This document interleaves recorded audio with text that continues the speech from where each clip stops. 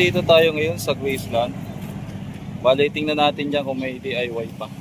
Dito tayo sa DIY mga boss. Tayo ng...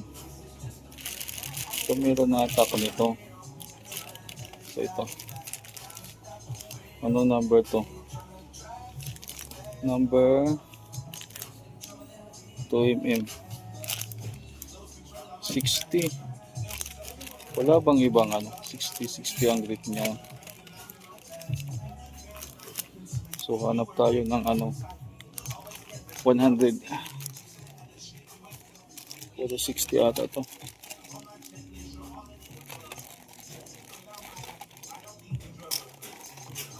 Puro 60. Puro 60. Sige, tsakain na natin to. 60. Yung mga tools.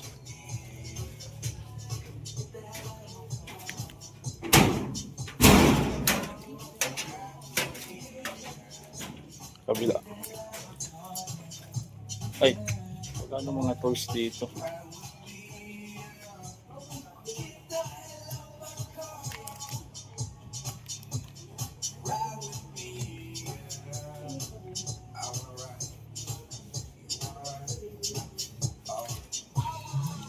Tayo sa kabila. Puto naman tubig dito. Ito lang yung nakuha ko.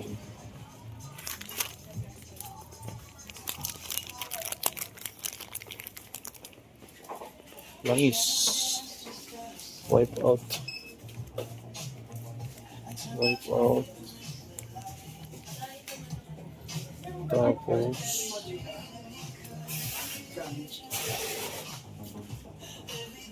electronics. So, hinahanap ko yung ano, soldering iron.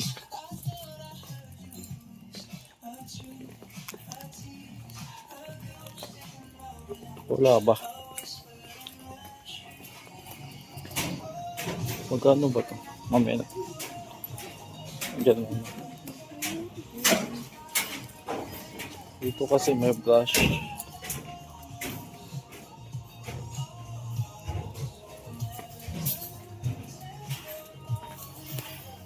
Wala siya soldering iron.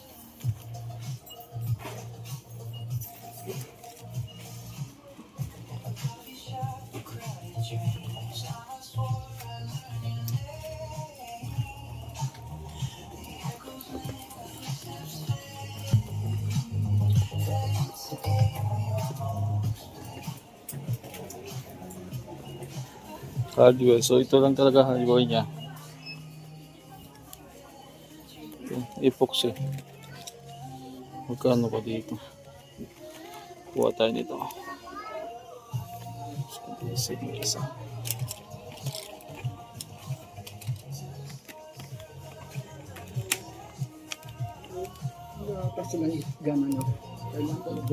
Ewan ko nga eh. Sa taas. Baka meron.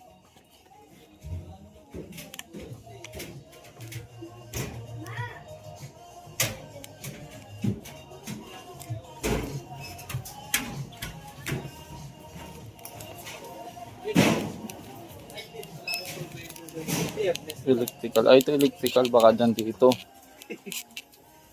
Biyernes. Pwede ko yung biyernes. Ayun.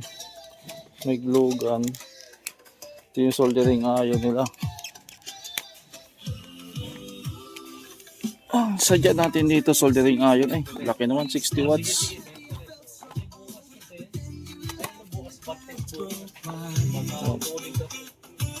DIY 30 watts. 60 watts, 30 watts, 40 watts. Malaki naman to masyado. Sige, Merkules. Shoot na po yan, Merkules. 30 watts. Ito yung sa DIY na ano. Subukan natin. Sa electrical section. Pero shoot Okay, try ko lang to. Kung maganda.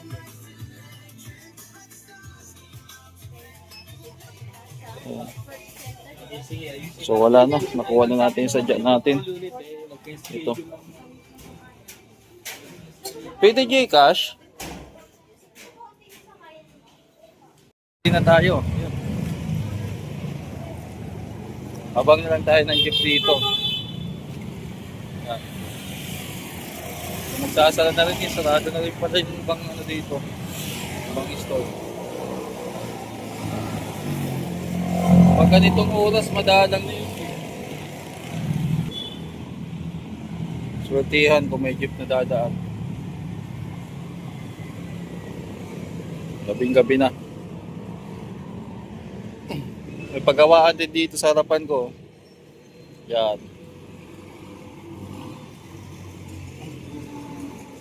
Okay, ano to? Luminta ito, daming gawa.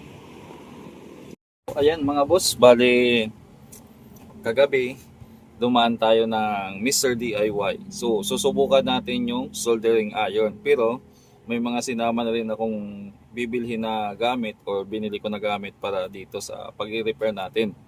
So unang-una ito yung soldering iron na binili natin. Kasi parang ito lang yung sakto sa pangangailangan natin. Meron dong 60 watts, 40 watts at saka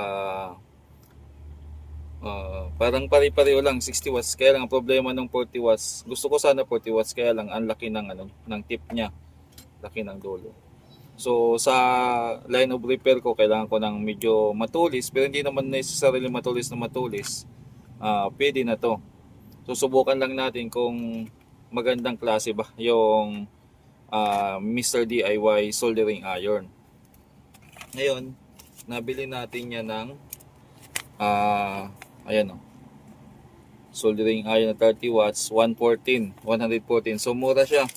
Then nakakuha tayo ng sandpaper na ina-attach lang to sa sa pinaka, tawag dito, may base siya doon na parang dinidikit lang siya ng ganon.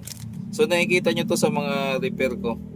Okay, so yung distributed niya ay Bricolage Philippines Incorporated, 3E floor, Sealant, Guerrilla Street, Corner Hill, Fernando. Marikina lang din pala yung distributor nito eh. Made in China, pero Marikina ang nakalagay dito. Ayan o, naka-stapler na nga lang yung Okay, so alam ko yung address na to. Doon din ako naghuhulog ng SSS contribution ko, dyan sa Sealant building. Then adhesive para tong rugby. Yan. So ginagamit ko to sa pag-repair ng speaker, especially sa mga aging sa cone. Ginagamit natin. Ano pa ba meron dito? Saka yung epoxy, yan.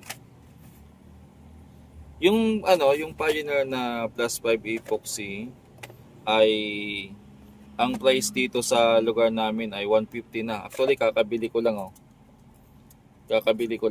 150 dito sa lugar namin. Ngayon, tingnan natin dito sa Mr. DIY kung magkano sa resibo. So, sa Pioneer plus 5 epoxy, 115 grams, 104. So, makakatipid ako ng 46 pesos. So, mas mura siya ng 46 pesos laban dito sa mga hardware o kung dito ako sa hardware na bibili. Kaya lang, parang halos ganoon din. Mamasahe ako 26 sa balikan, maglalakad pa. Parang okay na lang din kasi sa 150 hindi ka na magpapagod. Pero kung mamimili ng maramihan, pwede siguro. So try natin to, parehas lang naman ng Din ito namang adhesive ay magkano yan? Ayan, shoe adhesive 27 pesos.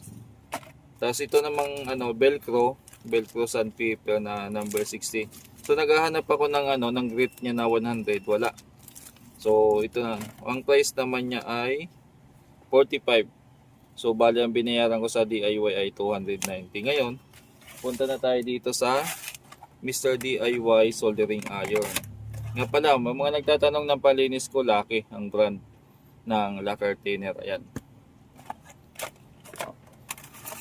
So i-upload ko to sa 3 channel sa simultaneous or interval siguro 3 oras. O pwede kong i-upload ng sabay-sabay siguro. I-exact ko. Tingnan natin kung anong resulta. So ang handle naman niya, plastic. Yung filament niya, yung typical na wire wound. Yan. Tapos hindi ko lang alam kung ang kasamang tip ay long life. Dati may mga nabili tayo nito na long life na tip na minsan ilang taon nang lumipas ay maganda pa rin. Pero makakatsamba ka naman ng ano na tip na mabilis mabilis tawag dito, mabilis masira or mabilis kainin ng ng flux or sa init. So saksa ko na. Sa mga ganito pa lang soldering iron, mga boss. Pag sinaksak mo yung unang seconds or unang minuto or bago mag-isang minuto, mapapansin nyo may iba dyan na umuusok, nangangamoy. Normal lang yan kasi nasusunog na yung yan, yung mga halimbawa, yung parang ganito sa loob, parang may tela yan eh. Yan yung dahilan ng pagkaamoy. Pero yung naman, yung insulator naman yan, hindi naman siya magsusort. Yung parang pinakabalot lang niya. Yan, okay. So nakalagay naman dito is 220 volts, 30 watts, made in China pa rin. So plug ko na. So painitin natin, tingnan natin ang oras ay 5:32. Yan, tingnan natin kung ilang seconds bago siya uminit. 5:42. 5 minutes in 42 seconds. Minute na ba? Ayan, umiinit na mga boss. So kukuha tayo ng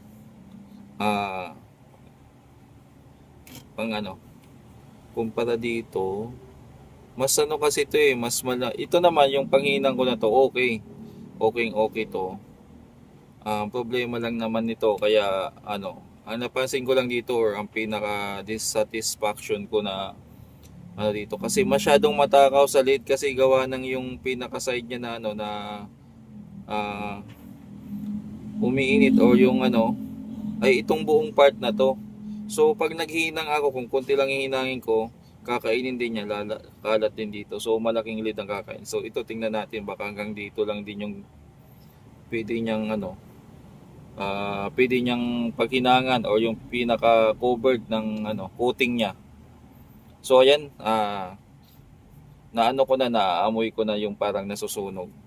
Ibig sabihin umiinit na siya. Pwede na natin siya subukan kung kaya niya na magtunaw ng lid. Kasi may mga ganito na pagmura lang, usually mga isa o dalawang gamit lang. Parang hinasa lang ata to ha.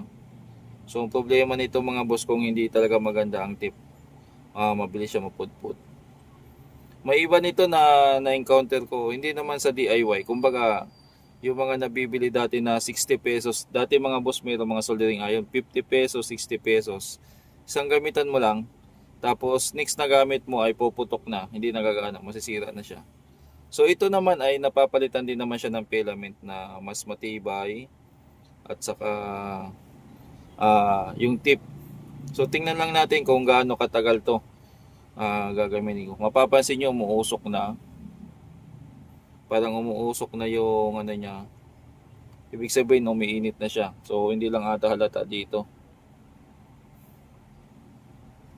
Yan. Yan, umuusok na siya mga boss.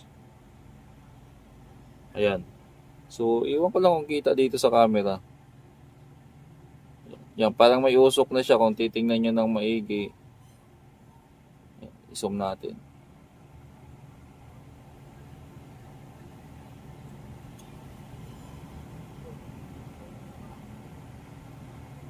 Yan, umuusok na siya.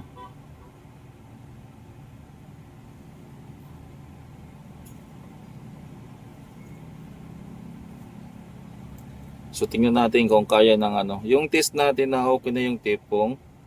Ayan, nakakapitan na siya ng lid. Ayan. Ibig sabihin mga boss, ready to go na siya. Yan ang unang test dyan. Yan. So, sunod natin na gagawin ay kuha tayo ng board na pwede paghinangan. Sample natin ito. Lagay muna natin yung panghinang dyan. Then, ayan. Tapos ilapit na lang natin dito. Yan, ilapit natin. So, tingnan natin kung ano. Dito tayo muna maghihinang sa bakante. Dito may bakante. So, okay naman siya. Ayan o. Okay naman yung hinang niya. Dito naman sa ano.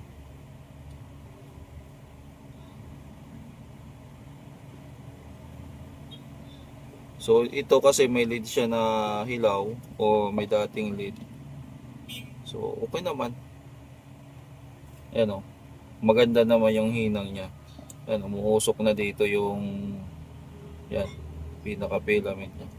So far, okay naman siya. Hanap tayo ng iba pang board. Yung typical na hinihinangan natin or ni-repair natin. Hanap ako dito. Yung sa amplifier sana, no? Para matisting natin. Yung mga ni-repair tayong amplifier dito. Pinasubukan natin. Ito. Kunyari ito. Maghihinang tayo ng ano ba? Hinang tayo. So pag dito, pwede na nating linisan yung dulo. Ayan. Punas-punas lang. Para hindi kumalat. Ay. So sa ngayon, ito muna ang gagamitin ko sa mga upcoming repair ko para masubukan natin kung kumusta. So ayos naman yung kapit ng hinang nyo pag nag-resolder ka. Ayan. So, matipid sa salid ngayon kasi andyan lang sa dulo yung kalat ng lead. Kasi dati hanggang dito yung sa isa. Okay. Subok tayo maghinang. Okay siya mga boss. So far, atas natin yung camera. So far, okay. Okay naman tong Mr. DIY na pang hinang. Kung may hinangin ka, ito kasing 30 watts, sakto lang talaga sa mga ganito kakapal na PCB. Kapag gusto nyong mas makapal or mas malaki yung mga hihinangin nyo or mas maano, kailangan nyo ng 60 watts. So, subukan natin to. Oo nga pala, kailangan ko din bumili ng 60 watts na. Pag okay to, bibili ako ng 60 watts nila na panghinang. Yan. So, sa mga ganito lang kakapal, pwede siya. Oh, kaya niyang tunawin. So, tayo nga natin gagamitan ng desoldering pump. Kung okay din yung resulta niya pag pagpantanggal ng hinang. So ito, try natin. Ayan. So okay din siya mga boss. Maganda din yung tunaw ng ano niya. Kasi sa pagtatanggal ng pyesa, unang-una kailangan maganda din yung desoldering pump mo. Then at the same time, maganda rin tumunaw yung soldering iron. So yun ang pinakatrabaho. Hindi lang sa hinang, pati sa pagtanggal, okay rin. So maganda rin resulta niya mga boss. Ayan o. Tanggal din agad yung pyesa. So subukan natin kalasin itong isang buong microphone jack. Ayan. Subukan natin. Ayan, desoldering ko naman ng nahirapan. Okay. Ito kasing desoldering pump ko din naman na to, pang maliliit lang din siya na hinang. Hindi siya pwede sa pang kaya pag ganitong mga kapalang hinang, nahirapan din siya mga tanggalin ko muna excess na lead. So bumigay yung panghinang natin. Try natin dito sa malaki yung desoldering natin. Ayun. Lakas ng impact. Ay, meron pa. Hindi pala natanggal masyado tong isa. Yan. Problema nitong panghina ko na malaki o nagkalat o yung desoldering ko na malaki. So natanggal ko din siya ng maayos. Wala rin na damage sa board. So steady. Yan o. Wala namang natuklap dyan. Yan pa rin naman. Okay. So ayos siya. Tingnan natin sa long run kung maganda gamitin yung Mr. DIY na to. Hindi naman sa pinopromote ko yung Mr. DIY na ano, kasi hindi naman to sponsored. Ako din mismo ang gumastos nito at hindi naman ako inutusan ng Mr. DIY na i-promote. Kumbaga personal review natin to. So kung maganda to at saka matagal na rin yung buhay, kung makaabot sa akin to ng ilang months, eh masasabi ko okay na rin. Pwede na mga boss. Kasi 114 lang. Yung ganito kasing panghinang, yung Sheye, itong Sheye, nasa ano na to ngayon eh. Nasa 160 pesos pa 250 pesos. Depende kung saan store mo napili or binili. So far, parehas naman. Maganda namang uminit. Ito parang ano lang, mas gusto ko lang tong Mr. DIY or yung old school na soldering iron kasi mas matipid to sa tingga. Hindi gaanong matakaw. Kumbaga yung ano niya, yung pwedeng pagkalatan ng lead pag naglagay ka dyan sa tip ay konti lang. Hindi siya malapad katulad doon sa Sheye na matakaw sa tingga. Okay, so hanggang dito lang yung review natin. Then edit ko na to, then upload natin.